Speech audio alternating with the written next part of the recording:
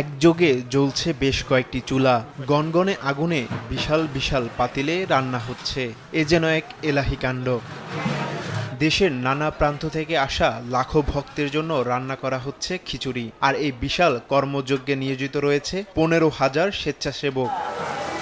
এক মুহূর্ত বসার ফুসরত নেই কারো। কেউ ব্যস্ত চাল ডাল আর মশলার মিশ্রণে, কেউ বা ব্যস্ত আগুন জ্বালানোয়, আবার কেউ সামলাচ্ছেন রান্নার তদারকি। কোনো পেশাদার বাবুর্চি নয়, আধ্যাত্মিক ভালোবাসা আর সেবার মানসিকতা থেকে সম্পূর্ণ স্বেচ্ছাশ্রমে দিনরাত এক করে এই বিশাল রান্না সম্পন্ন করছেন তারা। বিপদ আপদ আল্লাহ রহমত করে, আল্লাহর নামে খাই, আল্লাহর নামে। যে যা মনে করে খাই, আসলে তো আবার একটা তার জন্য সেই টাইপের উপকারী আছে যে বয়ে আনে বলে আমরা বিশ্বাস করি। যেভাবে জাকের ভাই বোনদের হাতে তবরক উঠে দেওয়া হয়, এরকম সিস্টেম আমার জানা মতে আর কোথাও আছে তা আমার জানা নেই। কোনো বিশৃঙ্খলা নাই, কার যার যে বাসনের লাইন দিয়ে নিয়ে খাইয়ে আবার বাসন ধুয়ে আবার জায়গা মতন আবার জমা দিয়ে যায়। বৃহস্পতিবার রাতভর ধর্মীয় আলোচনা, জিকির আজগার আর ইবাদত বন্দেগী শেষে শুক্রবার সকালে পরম যত্নে রান্না করা হয় এই গরম গরম খিচুড়ি। তবারক হিসাবে তুলে দেয়া হয় আগত মুসল্লিদের হাতে। সুশৃঙ্খলভাবে লাইনে দাঁড়িয়ে পরম তৃপ্তিতে এই তবারক গ্রহণ করেন দেশের বিভিন্ন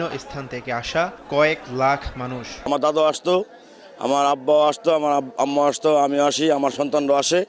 আর প্রতি বছর মহরমে আসি, কুরবানিতেও আসি, এবং যে কোনো দরবার অনুষ্ঠান ফাতে হিসেবে আসি। খিচুড়ির আয়োজন শুধুমাত্র পবিত্র আশুরাই রান্না করা হয়, যা অন্য কোনো অনুষ্ঠানে রান্না করা হয় না। দীর্ঘ 26 বছর ধরে আল্লাহ রাসূলের মহাব্বতে পরকালে শান্তির জন্য দিনে রাতে খেদমত করতেছি। পবিত্র আশুরা উপলক্ষে ফরিদপুরের সদরপুর উপজেলার আটরশিতে অবস্থিত বিশ্ব জাকের মঞ্জিলে এ আয়োজন করা হয়।